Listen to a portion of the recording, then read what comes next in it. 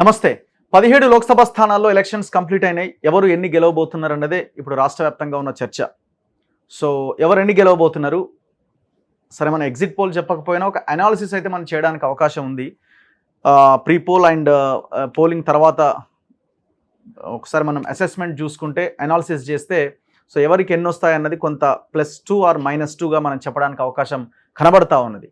So ఎవరి ధీమాలో వాళ్ళు ఉన్నారు. ఇటు బీఆర్ఎస్ కూడా మేము గెలుస్తామని రేంజ్లో వాళ్ళు మాట్లాడుతూ ఉన్నారు. చివరికి కాంగ్రెస్, బీజేపీ సో వాళ్ళు మాకు డబుల్ డిజిట్ ఖాయమని వాళ్ళు చెప్తా ఉన్నారు. చూద్దాం ఏం జరుగుద్ది అన్నది. సో ఇదే అంశంపై మనం మాట్లాడదాం. నా ముందు కపిలవాయి దిలీప్ కుమార్ గారు ఉన్నారు, కాంగ్రెస్ పార్టీ సీనియర్ నాయకులు. సార్ నమస్తే. నమస్తే. సో మీ అంచనా ఏంటి సార్? మనం ఎలక్షన్ ముందు మాట్లాడిందేనా, లేకపోతే 50-50, 60-40, 70-30 ఎట్లా కనిపిస్తుంది? ఎలక్షన్ ముందు మనం అనుకున్నాం 50-50 అని. అట్లా కాకుండా ఇప్పుడు సీఎం కూడా చెప్తున్నాడు డబుల్ డిజిట్ అని.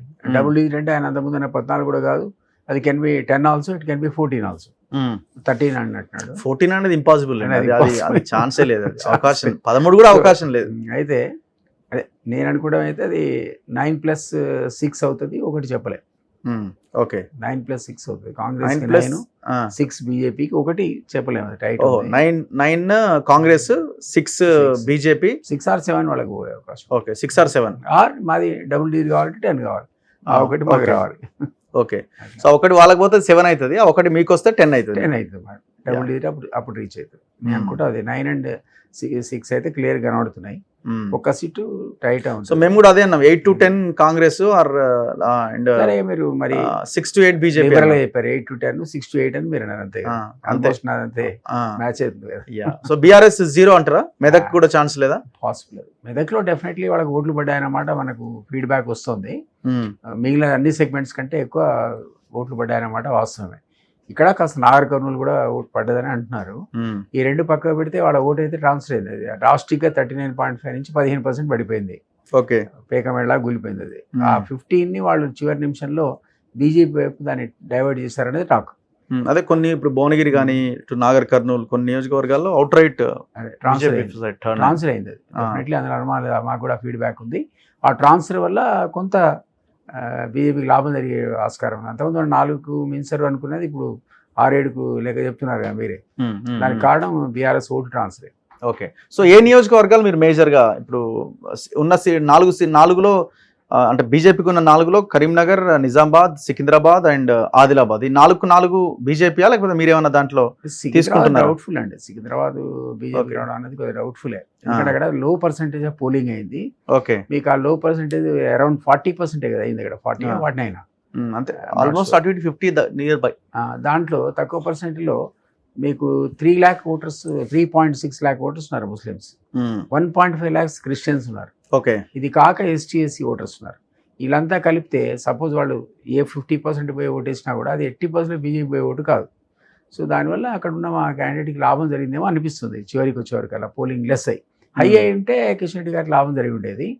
ఆయన ఓన్ క్యాడర్లోనే ఆయన ఓడగొట్టే వాళ్ళు ఉన్నారు అక్కడ. ఓకే, బీజేపీ సంబంధించిన వాళ్ళలో. సో అదొక నెగిటివ్ ఇమేజ్ ఉంది. ఎందుకు ఆయనకి ఎవరికి పని చేయడని అదని. మనిషి మంచివాడే, అది నేను కూడా కాదనండి. కానీ బట్ మాకు పని చేయలేదు ఇంటర్నల్గా క్యాడర్లో ఒక డిస్సాటిస్ఫాక్షన్, అది కూడా ఆయనకు నెగటివ్ పని చేయొచ్చు. సో అందువల్ల అక్కడ ఫైట్ అనేది చాలా టిపికల్గా ఈవెన్గా ఉంది. దానం నాగేందర్ వర్సెస్ ఈయన కిషన్ రెడ్డి గారు. సో నిజామాబాద్, కరీంనగర్, ఆదిలాబాద్, అది నిజామాబాద్లో ఆయనకి ఎడ్జ్ ఉంది అనిపిస్తుంది. ఆదిలాబాద్లో మాత్రం కాంగ్రెస్కి ఎడ్జ్ ఉంది అన్నారు. మళ్ళీ ముందు మేము కూడా టైట్ అనుకున్నా, కానీ అట్లా లేదు. అది ఆ క్యాండిడేట్ కూడా మంచి క్యాండిడేట్ కింద కన్సిడర్ చేసి మంచి ఫీడ్బ్యాక్ ఇస్తున్నారు. సుగుణ, సుగుణ. సో అది ఒరిజినల్లీ ఎడ్జ్ ఉన్న, మీరు అన్నట్టు బీజేపీకి ఎడ్జ్ ఉన్న అంశం అది ఇప్పుడు ఈవెన్ అయింది. సో అది కూడా టైట్ ఫినిష్. అది tight finish. Malkajgiri I think, Karimnagar, Nizamabad and Malkajgiri, Nizamabad ఇవన్నీ కూడా. నిజామాబాద్ కూడా అంతే కదా, డెఫినెట్లీ ఎడ్జ్ ఉన్నట్టే అనాలి. ఓకే, ఎక్కడికి వస్తున్నామో తెలియదు. బట్ ఇవన్నీ కూడా మా పార్టీ కూడా సీరియస్గా పోల్ మేనేజ్మెంట్ చేసిన కాన్స్టిట్యూన్సీస్. అవును. సో దానివల్ల చెప్పలేము ఇప్పుడు ఎన్నడూ లేదు. ఇప్పుడు చేవెళ్ళ అండ్ చేవెళ్ళ కాంగ్రెస్ వచ్చేస్తుందండి. యాక్చువల్లీ ఆయనకు మంచి ఫేవరబుల్ ఉండే కొండా విశ్వేశ్వరరెడ్డికి. మరి ఆయన ఏదో పోల్ మేనేజ్మెంట్ లో వెనుకబడ్డారన్నారు. మీరు చెప్పాలి నాకు. చేవెళ్ళ 1 సైడే ఉంటది, బీజేపీ గెలుస్తుంది అంటున్నారు. కానీ బట్ నేను వినడం మాత్రం పోల్ మేనేజ్మెంట్ లో ఆయన వెనుకబడ్డాడు. సో దానివల్ల ఆయనకి నెగటివ్ ఇంపాక్ట్ ఉంటుందేమో తెలియదు. బట్ అది కూడా టైట్ ఉన్నటువంటి కాన్స్టిట్యున్సీ. ఓకే, ఇప్పుడు మీరు కాంగ్రెస్ లీడర్ గా మాట్లాడుతున్నారా లేకపోతే నేను అనలిస్ట్ గా కానీ మాట్లాడుతున్నా తప్పదేమో కొన్ని విషయాలు. అనలిస్ట్ గా మాట్లాడుతున్నా. ఓకే, కాంగ్రెస్ లీడర్ గా ఆల్రెడీ నేను మా దగ్గర 9+4 ఇచ్చేసా. ఓకే, 9 ఏమో క్లియర్ కట్ విక్టరీ అండ్ 4 ఏమో పోల్ మేనేజ్మెంట్ అని రాశారు. సో 13 అది అనకూడదు కానీ చెప్తున్నా మీకు 13 ఆల్రెడీ రిపోర్ట్ ఇచ్చేసా కాబట్టి పెద్ద ఫరక్ పడదు. సో బిఫోర్ ఎలక్షన్స్ ఇచ్చారు కూడా ఈ 4 కాన్స్టిట్యూన్సీస్లో మీరు పోల్ మేనేజ్మెంట్ చేస్తే 13 రావచ్చు అని. అది సీఎం అన్నాడు. నిన్న సీఎం ఆడిన దాంట్లో మాకు 9 క్లియర్ వస్తాయి 13 దాకా పోవచ్చు అన్నాడు ఆయన. సేమ్ ఆయన రిపీట్ చేశాడు మరి. సో ఆయనకున్న ఇన్ఫర్మేషన్ మనకంటే ఎక్కువ కదా. ఆయనకి ఇంటెలిజెన్స్ రకరకాల ఏజెన్సీలు 20 మంత్ సర్వే చేయించుంటాడు. ఆయననే 9 క్లియర్ అండ్ 4 టఫ్ అంటున్నాడు. 13 దాకా ఆయన వచ్చే అవకాశం ఉందనేది మాట. అదే 9 క్లియర్ అన్నాడు. సేమ్ థింగ్ నేను రాశాను. 9 and 4 ఎలక్షన్ మేనేజ్మెంట్ మీద డిపెండ్ అయి ఉంటుంది. సో ఇప్పుడు భువనగిరి ఎట్లా ఉందో? భువనగిరి ఎడ్జ్ ఇప్పుడు ఈయనకు వచ్చింది, మన ఓకే కాంగ్రెస్ ఆయనకు వచ్చింది. బట్ అక్కడ ఒక ఫ్యాక్టరీ ఏంటంటే 3.6 lakh గౌడ్ ఓటర్స్ ఉన్నారు. గౌడ్స్ ఎక్కువ ఉన్నారు. 3.6 lakhs, ఒకటి కాదు రెండు కాదు. So 3.6 lakhs 3.6 lakh Goud voters. మరి వీళ్ళంతా వన్ సైడ్ వేస్తారా? Is it possible? జనరల్గా బీసీలో ఒక సెక్షన్ ఆఫ్ పీపుల్ ఎందుకు ఎస్సీ ఎస్టీ మైనారిటీ ముస్లిం మైనారిటీ వీళ్ళంతా క్రిస్టియన్స్ అంతా కాంగ్రెస్ వైపు మొగ్గు చూపితే కొంత సెక్షన్ ఆఫ్ హిందూస్ ఎందుకో బీజేపీ వైపు మొగ్గు చూపారు. అందులో భాగంగా మరి ఆ 3.6 lakh ఓటర్స్ ఏమైనా పూర్ణర్సాయి గౌడ్ వైపు స్వింగ్ అయితే బీసీ యాంగిల్ ఉంటుంది, కమ్యూనిటీ ఉంది. ఈ రెండు యాంగిల్స్లో ఆయన వైపు వస్తే అది టఫ్ అవుతుంది. బట్ మాకున్న ఇన్ఫర్మేషన్ ఫీడ్బ్యాక్ మాత్రం ఆయన ఈజీగా గెలుస్తున్నాడు 5% ఓటుతో. సో ఇప్పుడు నల్గొండ ఖమ్మం ఇంకా అల్టిమేట్ గా అంతే. నాగర్ కర్నూలు ఇదే కేక్ వాక్, నాగర్ కర్నూలు, పెద్దపల్లి, మహబూబాబాద్ ఇదే కేక్ వాక్, రిజర్వ్డ్ నియోజకవర్గాలు. పెద్దపల్లి ఇదే కేక్ వాక్. మనం చర్చించే అవసరమే లేదు. కాంగ్రెస్ వరంగల్ కూడా కొంచెం టఫ్. వరంగల్ అనేది మన టఫ్ ఉంది, కొంత టఫ్ ఉంది. బట్ ఆరూరి రమేష్ తట్టుకోలేదు. అది ఆ రేస్ లో వెనకబడ్డాడు ఎందుకు ఆరూరి రమేష్. ఆ కారణం చేత అది ఎడ్జ్ అమ్మాయికి వచ్చింది. అదర్వైజ్ మీరు అన్నట్టు అది టఫ్ ఉన్న కాన్స్టిట్యున్సీలో ఒకటి. బట్ తర్వాత మా వాళ్ళు బాగా పోల్ మేనేజ్మెంట్ చేశారు. అది కొంచెం కాంగ్రెస్ వైపు మొగ్గు చూపుతుంది. సో ఇప్పుడు ఓవరాల్ గా మహబూబ్నగర్ కూడా టఫ్ ఉంది. మహబూబ్నగర్ మెయిన్ ఇంపార్టెంట్ టఫ్ ఉంది. అది ఒరిజినల్ గా కాంగ్రెస్ స్వింగ్ ఉండే, సడన్ గా అది డీకేరణ వైపు వెళ్ళింది. మళ్ళీ ఇప్పుడు బ్యాలెన్స్ అయింది. ఇది ఎంతవరకు వస్తుంది వెరీ డిఫరెంట్. అంతు చిక్కకుండా ఉన్నట్టుగానే ఉన్నది వరంగల్. అండ్ ఇప్పుడు మీరు ఎవరు చెప్పినా కూడా 9+ మీలా ఇప్పుడు అదే 8+10 6 to 8 8 to 10 అదే 8 to 10 మీరు అన్నారు కదా. ఇక్కడ 6 to 8 అన్నారు కదా. ఆ లెవెల్లో ఉంది. సో అట్లే నడుస్తా ఉన్నది. సో ఇంకొక రిజల్ట్ అయితే మనం 4-5 కంటే ఎక్కువ బీజేపీకి ఇవ్వలేదు కదా. ఇప్పుడు అది మార్జినల్ 2 సీట్స్ అయితే ఈజీగా అప్పర్ హ్యాండ్ కనపడుతుంది వాళ్ళకి. సో ఇప్పుడు బేసిక్ గా BRS vote bank last time కూడా 35 అబోనే ఉన్నది. మొన్న అసెంబ్లీ ఎలక్షన్స్, అంతకుముందు లోక్సభలో కూడా 39. సో ఇప్పుడు ఏ స్థాయికి పడిపోయే అవకాశం ఉంది? అది 15 పడిపోయింది ఆల్రెడీ. 15% బీఆర్ఎస్ పడిపోయింది. అలా మీరు చూడండి ఏ కాన్స్టిట్యూన్సీలో చూసినా అంతకుమించి అది ఓటు రాదు. ఆ 15లోనే మళ్ళీ ఒక 5 to 10% ట్రాన్స్ఫర్ అయింది అన్నది కదా. సో వాళ్ళకి ఎక్కడ కూడా మీకు 10% మించి ఓట్లు రావు. సో ఒకవేళ మీరు కనుక మీరు అన్నట్టు 9+6+ ఒకటి టఫ్, ఒకటి ఎంఐఎం, 0 బీఆర్ఎస్, ఈ ఈక్వేషన్ వర్కౌట్ అయితే మీరు డబుల్ డిజిట్ రాకపోతే కాంగ్రెస్ కి పెద్ద డ్యామేజ్ అయ్యే అవకాశం ఉందా? భవిష్యత్ ప్రభుత్వానికి ఏమైనా ఇబ్బందులు వచ్చే అవకాశం ఉందా? ఆగస్టు సంక్షోభాలు చెప్పండి.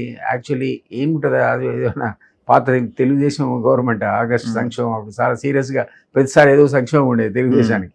ఇది కాంగ్రెస్ కదా, ఇట్లాంటి సంక్షోభాలు పెద్దగా ఆగస్టు సంక్షోభాలు మాకెప్పుడు లేవు. కానీ ఒకటి అంటే మీరు అనాలిసిస్లో చూస్తే మీరు ఆ సీట్ల పరంగా నిజంగానే డబుల్ డిజిట్ రాలేదు, 9 దగ్గరే మేము ఆగిపోయాం అనుకుందాం. ఏ విధమైన డ్యామేజ్ అయింది? 100 days కదా. అంతే. 50 days ఎలాగే పోల్లోనే 30-40 రోజులు పోయింది. అసలు నిజమైన పరిపాలన జరిగిందే 100 రోజులు. ఈ 100 రోజుల ఆయన చేయని పని ఏంటి, చేయడానికి ఉన్న అవకాశం ఏంటి, అసలు బడ్జెట్ ఎక్కడిది? ఆయనే చెప్పుకుంటున్నాడు 30,000 కోట్ల రూపాయల ఉత్త వడ్డీయే కట్టా అంటున్నాడు. ఇప్పుడు రైతు రుణమాఫీ ఎట్లా చేస్తా ఉన్నదానికి క్లియర్ ఎగ్జాంపుల్ చెప్పాడు. రైతు కార్పొరేషన్ పెడతా అన్నాడు. తద్వారా నేను లోన్ తీసుకుని ఆ ఏకకాలంలో రుణమాఫీ చేస్తాను ఒకటి సోర్స్ చెప్తున్నాడు కదా. కార్పొరేషన్ ద్వారా డబ్బులు తీసుకోవచ్చు. అది కేసీఆర్ ప్రూవ్ చేశాడు కదా. ఎన్నో కార్పొరేషన్లు పెట్టి వేలాది కోట్ల అప్పులు తెచ్చాడు.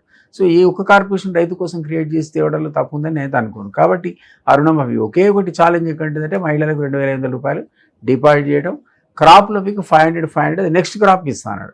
సో ఇవన్నీ ఛాలెంజ్ కింద ఆయన అంటున్నాడు కదా. ఆగస్ట్ 15th కల్లా నేను చేయకపోతే దేనికైనా సిద్ధమని సీఎం రిపీటెడ్గా చెప్తున్నాడు. మీరు 100 రోజుల్లో మీరు అసెస్మెంట్ చేసి వీళ్ళు కొలాప్స్ అయింది అనడానికి వీలు లేదంటున్నా నేను. సో అంత బ్లేమ్ మీరు 100 daysలో చేయలేరు. సో అన్ని తప్పులు కూడా మేము చేసింది ఏమీ లేదు. 1 year 2 years అయితే ఇవి చేసిండ్రు ఇది చేయలేదు అనొచ్చు, కానీ మరీ 100 రోజులకి మిగిలినంత ఎలక్షన్ పీరియడ్ అయితే ఎట్లా దానికి నిజంగానే మీరు అన్నట్టు 9 వచ్చి ఆగిపోతాం, సింగిల్ డిజిట్లో ఉంటాం.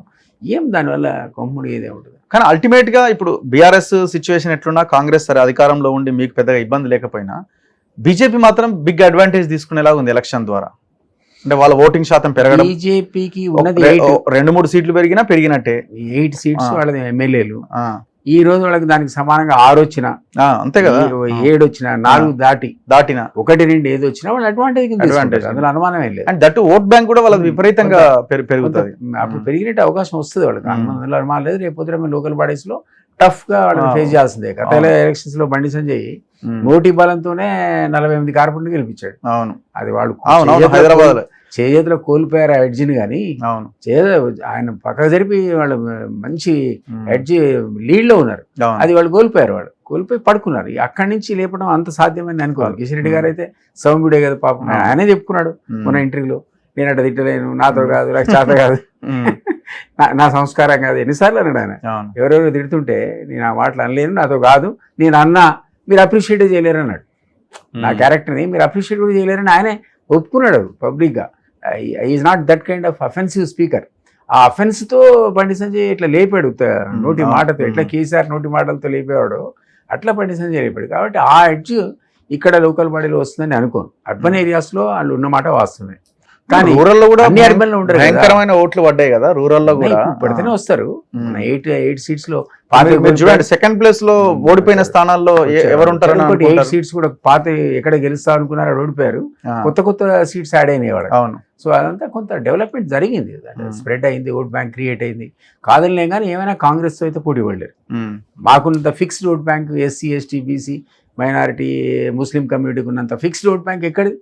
స్టార్ట్ విత్ మా బ్యాంక్ కదా అది, మాకు అక్కడి నుంచి మొదలైంది లోకల్ బాడీ. అండ్ లోకల్ బాడీలో ఇంకొక ఫ్యాక్టర్ ఏంటంటే ఆల్ సెట్ అండ్ డన్ ఎమ్మెల్యేలు ఎంపీలకు ఉన్న దానికి తేడా వస్తుంటే మీ అభ్యర్థి, స్థానికంగా ఉన్న అభ్యర్థి అనే క్యాండిడేట్ అనేది చాలా ఇంపార్టెంట్ అక్కడ. అది సర్పంచ్ కానీ, ఎంపీటీస్ కానీ, జెడ్పీటీస్ కానీ, ఈవెన్ ఇక్కడ వచ్చి కార్పొరేటర్ కానీ స్థానికంగా పవర్ఫుల్ ఉంటే ఏ పార్టీ వాడు సీట్ ఇవ్వాలని చూస్తాడు తప్ప, అది పార్టీ బలం అనేది కొద్దిగా సెకండ్ ప్లేస్ లో ఉంటుంది.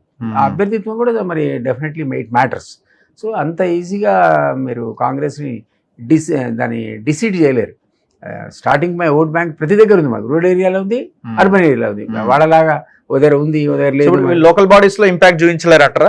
ఒకవేళ వాళ్ళకి మెజారిటీ కొంత వస్తుంది, ఏం లేనప్పుడే గాలికే 48 సూచించాడు అన్నా కదా. ఇప్పుడు ఏమన్నా మీరు అన్నట్టు 4-5-6 ఎంపీలు వచ్చాయనుకోండి, కాస్త ఆ మాత్రం వాయిస్ పెరుగుతుంది, పబ్లిక్ లో క్రెడిబిలిటీ పెరుగుతుంది. కాబట్టి మాకు పోటీ అవుతారు కారు. కానీ ఇప్పటికిప్పుడు మమ్మల్ని బ్లేమ్ చేయడానికి ఏముండదు అంటున్నా. సపోజ్ మేము August 15th కానీ అన్ని హామీలు ఇంప్లిమెంట్ చేశాడు అనుకోండి, ఇట్ మ్యాటర్స్ కదా, అన్నారు చేశారు అనేటువంటి. అది రకరకాల లోన్స్ కోసం చూస్తున్నాడు ఆయన, ఒకటి కాదు, జపనీస్ ఎయిడ్ కోసం చూస్తున్నాడు. వాళ్ళు దాదాపు 60-70 వేల కోట్ల రూపాయలు అప్పించడానికి, అది గవర్నమెంట్ ఏజెన్సీ, అది జైకా ఫండ్స్ రకరకాల ప్యాడ్స్కి వస్తున్నాయి. వచ్చాయనుకోండి, అగ్రికల్చర్ కానీ, హెల్త్ సెక్టర్ కానీ, మీకు ఇమ్మీడియట్గా విజిబిలిటీ కనపడుతుంది. ఎలివేటెడ్ కారిడార్ కానీ అది కనపడితే మీకు డెవలప్మెంట్ అవుతుంది అనుకుంటారు కదా. ఆ ఏజెన్సీ వచ్చే లోన్ మీద ఓన్లీ 1.5% లోన్. మన సీఎం ఏదో 9%, 8%, 10% అని మాట్లాడే, కానీ 1.5% అది. వీళ్ళందరిలో అప్పులు తెచ్చింది 13% కూడా తెచ్చుకున్నారు పాత గవర్నమెంట్. ఇది 1.5%, 35 yearsకి రీపేమెంట్ షెడ్యూల్. మొదటి 10 ఏళ్ళు కట్టే పని లేదు, మారిటోరియం. అంత ఈజీగా 60,000 కోట్లు వస్తుంటే మీకు విజిబిలిటీ ఉంటుంది. అగ్రికల్చర్ డెవలప్మెంట్, హెల్త్ లో డెవలప్మెంట్ ఇవన్నీ కనపడుతున్నాయి అనే వరకు కాస్త దాని ఇంపాక్ట్ కూడా మీకు లోకల్ బాడీలో వస్తుంది. విదిన్ 3 months లో శాంక్షన్ అవుతున్నాయి. మీ మాజీ బాస్ సిచ్యువేషన్ ఏంటి? ఆయన అయిపోయాడు, కొలాప్స్ అయిపోయాడు పాపం. మనం ఎవరు అనుకోలేదు, దారుణంగా కొలాప్స్ అయ్యాడు. కొలాప్స్ అవుతాడని చెప్పిన వాళ్ళమే, కానీ ఇంత దారుణంగా కొలాప్స్ అవుతాడని ఒక్కసారిగా పేక మెడలాగా ఆయన మొత్తం కట్టుకున్న ఆకాశ హర్మ్యం కూలిపోద్దని మేమేది అనుకోలే. అంత దారుణంగా ఆయన వదిలేసి పాపం ఎవరెవరికైతే మధ్యంతరంగా వచ్చిన వాళ్ళందరికీ సీట్లు ఇచ్చాడు వాళ్ళంతా అదే మధ్యంతరంగా వదిలేసి వెళ్ళిపోయారు. సో దానివల్ల ఆయన పాపం ఈజీ కాదు. నేను కేటీఆర్ ఇంటర్వ్యూ కూడా నేను చూశాను.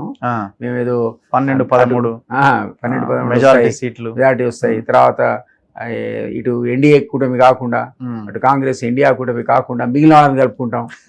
ఎవరు పట్నాయక్ ఇంకెవరో పేర్లు చెప్పి అందరం కలిసి కూటమి, ఇవన్నీ సాధ్యపడేది కాదు. కేసీఆర్ లాంటి వాడికి సాధ్యపడలేదు. కేటీఆర్కి ఏం సాధ్యపడుతుంది? సీట్లు రావాలి కదా, ఏం అసలు ఎక్కడైనా ఒక్క సీట్ కూడా కనిపిస్తలేదు. మీరు అన్నట్టు ఎక్కడైనా మీ టాకింగ్ పాయింట్ ఏంటి?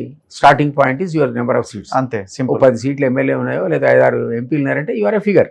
అంతేగాని 0 సీట్లతో పోయి ఢిల్లీలో నీకు చక్రం తిప్పుతా అంటే ఏ రాజకీయ పార్టీ కూడా సాధ్యపడే పని కాదు. సో ఇప్పుడు ఈ టోటల్ ఎమ్మెల్యేలు ఉంటారంటారా బీఆర్ఎస్ లో? ఈక్వేషన్ ఈజీగా మారిపోతుంది. నాకైతే డౌట్. తక్షణమే స్వింగ్ అయిపోతారు. ఇప్పటికే ఆగారు, పోయినాడు పోయాడు ఉన్నోడు ఉన్నాడు, కానీ మైగ్రేషన్ స్టార్ట్ అయితే వాళ్ళు ఆపలేరు దాన్ని. మీలో కూడా నాకు తెలిసి 75%. ఆయన కనీసం ఎమ్మెల్యే ఎలక్షన్ లో ఓటమిని డైజెస్ట్ చేసుకోలేకపోయింది కదా. ఇప్పుడు ఇన్ని రోడ్ షోలు చేసి ఇంత తిరిగితే కనీసమైన నాకు ఒక్క సీట్ కూడా ఇవ్వలేదన్న ఇది కూడా ఫ్రస్ట్రేషన్ భయంకరంగా ఉంటుంది. డెఫినెట్లీ ఉంటుంది. ఫ్రస్ట్రేషన్, ఒకటి కూడా రాదు, ఆవేదన. మీరు చెప్పాలి నాకు, కానీ మెదక్ అని మీరు అంటున్నారు, కానీ అందరికంటే ఎక్కువ ఓట్లు పోలేదు ఒక మెదక్లోనే. అది Harish Rao factor, other factors. కానీ అక్కడ కూడా రాదు అని రాకనప్పుడు 0 అయితే ఆ ఫ్రస్ట్రేషన్ మీకు తెలుసే. కేసీఆర్ ఫ్రస్ట్రేషన్ గురైతే ఎట్లుంటాడు? కాడెత్తేసి ఇంట్లో పడుకుంటాడు పోయి. అంతే, అందరం పోయి బతిలాడి పడుకొచ్చినాం అప్పట్లో. ఇది 10 సీట్లు మహాకూటమిలో వస్తే ఆయన రిజైన్ చేసి వెళ్ళిపోయాడు ఇంటికి. 6 రోజులు పట్టింది ఆయన బతిలాడి మళ్ళీ పట్ట రావడానికి. ఇప్పుడు ఏముంది అసలు? గెలిస్తే కదా బతిలాడడానికి. బతిలాడు ఇప్పుడు వాడు కూడా నిరుత్సాహపోవాల్సిందే. సో అంత సెంటిమెంట్ లేదు, అప్పుడున్న ప్రజల్లో నమ్మకం లేదు. అంటే ఈ దారుణమైన దెబ్బ మీద దెబ్బ, అసెంబ్లీలో దెబ్బ, పార్లమెంట్ దెబ్బ, ఎన్ని తట్టుకొని కూతురు దెబ్బ, అవినీతి ఆరోపణలతో అమ్మాయి అంత ఈజీగా బయటికి రాదు. మళ్ళీ పొడిగించింది కదా కోర్టు, 20th దాకా మళ్ళీ రిమాండ్ పొడిగించింది. ఇవన్నీ సమస్యల్లో ఆయన అంటానికి అంటున్నాడు కూతురు ముత్యంలాగా కడిగిన ముత్యంలాగా వస్తుందని, కానీ చూస్తున్నాం కదా పాపం శిశువుడియా 1.5 year అయినట్టుందా వేరే రాకపోయారు. సో ఈ దెబ్బ మీద దెబ్బ ఆయనకి ఇవన్నీ. అండ్ అంత నాయకత్వ పట్టిమ ఇతనికి ఉన్నంత కూడా కేటీఆర్కి లేదు. డెఫినెట్లీ ఆయన ఉన్న సీట్ రెడీమేడ్ సీట్లో కూర్చొని నాయకత్వం బాధ్యతలు తీసుకొని తను ఎంజాయ్ చేసినాడే తప్ప తను క్రియేట్ చేసింది కాదు అది. సో తట్టుకోగలుగుతుందా కాంగ్రెస్ పార్టీ, రేవంత్ రెడ్డి రాబోయే రోజుల్లో బీజేపీ చేసే ఈ దూకుడు పాలిటిక్స్ ని? బీజేపీ ఖచ్చితంగా ఆడుకుంటుందండి ఆట, ఎవరున్నా ఆడుకుంటుంది. రేవంత్ ఎక్సెప్షన్ కాదు. వాళ్ళ they will do their best, అందులో అనుమానమే లేదు. ఈ రకం సాధ ఉంది, దమ్ముంది, ధైర్యం ఉంది. ఆయన చెప్పుకుంటాను 170 కేజీలు పెట్టి నాకు 5 పోయేదే, ఇంకో 10 పెడతారు కావచ్చు, అయ్యేదే ఉంది. కేజ్రీవాల్ అంటాడు అరెస్ట్ అయితే ముఖ్యమంత్రి పదవి వదలకుండా ఆయన అట్లే ఉన్నాడు కదా. They could find a provision. Arrest అయితే ముఖ్యమంత్రి పదవి వదిలిపెట్టాలనే ప్రొవిజన్ ఎక్కడ కనపడ్డే. అది లేకపోవడం కొనసాగుతున్నాడు ఆయన. అది ఆ రోజు దానివల్ల ఈ రోజు అతనికి కొత్త క్రేజ్ వచ్చింది. ఢిల్లీ ఎలక్షన్స్ కానీ, పంజాబ్ కానీ, హర్యానా కానీ అతను ఒక ఫ్యాక్టర్ అవుతున్నాడు ఇప్పుడు రిలీజ్ కావడం వల్ల. సో చెప్పలేము, ఇవన్నీ కూడా ఓసారి మల్టీ డైమెన్షన్లు ఉంటాయి, కౌంటర్ ప్రొడక్టివ్ ఉంటాయి. మనం ఏదో అనుకుని అరేంజ్ చేస్తే అది కాస్త మాకు పాజిటివ్ కావచ్చు, ఆయన ముఖ్యమంత్రి స్థానానికి వదలాల్సిన అవసరం కూడా రాకపోవచ్చు. కేజ్రీవాల్ ఎగ్జాంపుల్ చెప్తున్నాం. సో అట్లా ఐ డోంట్ థింక్ రేవంత్ని వాళ్ళు బెదిరించో. ఇప్పుడు మొన్న కేసు పెట్టారు కదా, మార్ఫింగ్ కేసు అని, ఢిల్లీ పోలీసులు పెట్టారు కదా. ఎలక్షన్ టైంలో పెట్టకపోనుండే, ఆయనకి ఎగ్జామ్షన్ ఇయ్యనుండే. అనవసరంగా వచ్చి కెలికి వాళ్ళు భంగపడ్డారు తప్ప. ఆయన ఇప్పుడు అడిగితే నేను ఇంటర్వ్యూలో చూసా, అవసరం అయితే పోతా, లీగల్ ఎక్స్పర్ట్స్ ఒపీనియన్ తీసుకుంటా, అవసరం లేకుంటే పోనంటున్నాడు. ఏముంటుంది ఆ కేసు ఇప్పుడు ఎలక్షన్ తర్వాత మళ్ళీ ఏముంటుంది, ఫిజిల్ అవుట్ అయితే ఇవన్నీ మనం అనుకుంటే ఎలక్షన్. ఈ ఎలక్షన్స్ కోసం ఇట్లాంటి పర్టికులర్ పర్పస్ కోసం తాత్కాలిక బెనిఫిట్ కోసం చేసేవి తప్ప లాంగ్ టర్మ్లో 90% ఆఫ్ ద కేసు అని వీగిపోతాయి. అది ఎవరైనా కానీ ఎట్లాంటి కేసు 90% ప్రాసిక్యూషన్ లెవెల్కి వెళ్ళి జైలుకి పోయిన ఎన్ని కేసులు చూసాం మనం. అది ఈడీ కేసు కావచ్చు, సిబిఐ కావచ్చు, మరొక ఏజెన్సీ కావచ్చు, ఇక్కడ ఉన్న రెగ్యులర్ లా అండ్ ఆర్డర్ కేసులు కావచ్చు, హార్డ్లీ 10% ఇది చివరి దశకి వెళ్ళేది. ఎందుకంటే ఒక కోర్టు, ఇంకో కోర్టు, సుప్రీంకోర్టు. గతంలో ఒకసారి అన్నాను మీతో, సుఖరామ్ అనేటువంటి 92 ఏళ్ల ఏజ్లో జైలు శిక్ష పడితే ఆయన 6 నెలలకే హార్ట్ అటాక్ వచ్చి చనిపోయాడు 92 years ఏజ్లో.